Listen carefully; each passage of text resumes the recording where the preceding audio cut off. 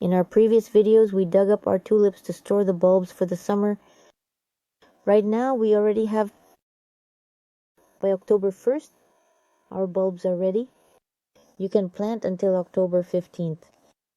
Our bulbs are juicy and sweet. They are not damaged. There's no rot. We take the bulb and bury it deeper. We do it like this.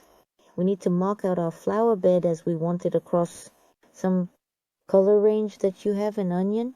This is how we plant the bulbs at a depth of 3 bulbs. 1, 2, 3. That's how it will be. That's a depth of 3 bulbs.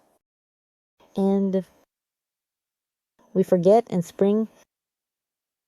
And in spring, it will delight us with beautiful flowers.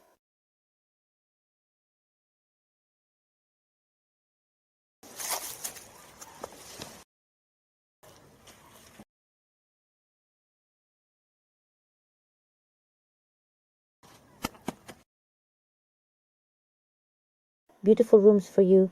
For flowers, check out our videos on how to plant hyacinths next.